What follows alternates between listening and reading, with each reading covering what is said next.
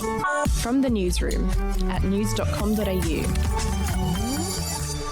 G'day, I'm Andrew Bucklow, and this is the latest from the newsroom. It's Monday, the 9th of August. We'll start with today's COVID news. New South Wales recorded 285 cases today, 64 of which were infectious in the community. There was also another death, a woman in her 90s who was unvaccinated. And the city of Tamworth has been plunged into a one-week lockdown after an infectious woman visited the area.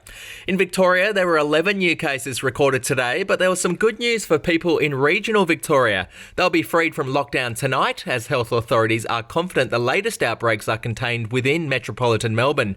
As for Queensland, there were 5 new cases recorded today. Meanwhile, one of the world's biggest podcasters, Joe Rogan, has described Australia's COVID response as crazy. Here's what he had to say on his Spotify podcast. There's some crazy shit going on right now where the army is trying to keep people inside in Australia. And one of the things that I read was that as they're doing this, only 9 people have died from COVID. Over the last, see if that's true. How many people have died recently from COVID in Australia? Because they have full-on government lockdowns where the government is flying helicopters over the streets saying, go back indoors. You're not allowed to be outside, which is crazy. There have actually been 936 COVID deaths in Australia in total, 30 of those in the last 3 months. Overseas now, and American citizens have been told to leave Afghanistan immediately after the Taliban captured several cities in a sweeping offensive.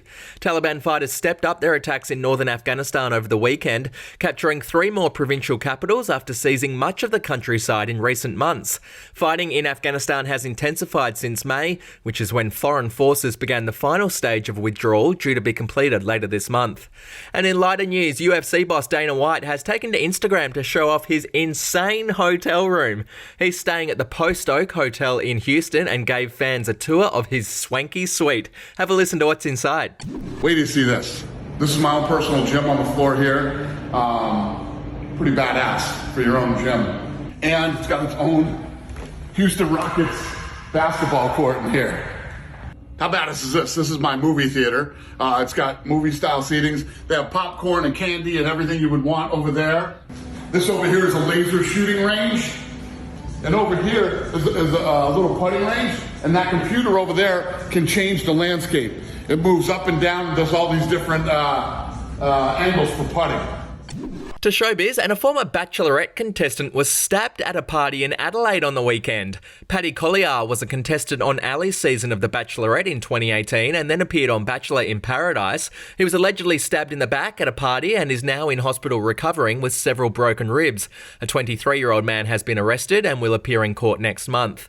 And in TV ratings news, Channel 7's decision to poach The Voice from Channel 9 has paid off big time. More than 1.3 million Aussies in the 5 capital cities tuned in for the season launch on Sunday night. That's the show's best opening night in 5 years. It comfortably outrated The Block, which pulled in 747,000 viewers, and Survivor, which did 609,000. If you want news.com.au with fewer ads and member rewards, get news.com.au premium today at news.com.au/premium membership. That's it from the newsroom. I'll be back with another update on Tuesday morning. Your headlines from news.com.au.